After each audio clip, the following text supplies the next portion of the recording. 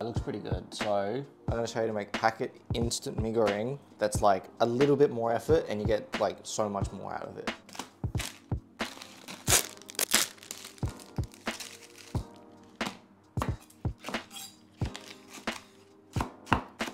Nice and fine to make it nice and pretty, your little spring onions. Well, you just want to poach your eggs. Reason is you want to poach it, you want to make sure the egg yolk stays runny, you know? And that's going to become like extra sauce. It's a bit richer, a bit like... Now what I recommend is you get a ladle, you crack the egg into the ladle, and you can do the same with a small bowl. You just want control when you're putting it in, and you just like gently drop it in. And make sure the water is spitting, not too violently, but enough, so that like the egg doesn't stick to the bottom of the pan if your pan's not that deep. And you don't need that vinegar shit that Gordon Ramsay would tell you. It's kind of like, this is supposed to be easy, okay?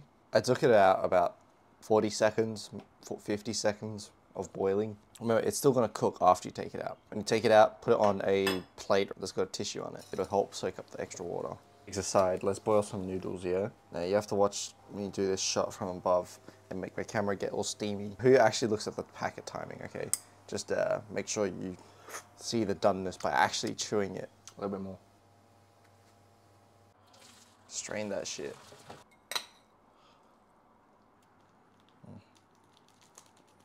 I gotta be honest, I don't really know too many instant noodles that are any better than this brand, so recommend me any sort of noodles that are instant and I can do basically the same thing.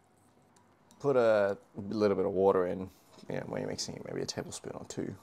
Now afterwards, plate it nicely and then put your eggs on it. I recommend 3 eggs for every 2 packets. If you like it so far, like the video, that is what it's for. For the most part, it's only egg, just poached egg. And using the egg yolk, make extra sauce. And it's extra protein too. Now you might see a little smoked picanha here, but that was because I had a leftover steak. And let's see how the noodles go.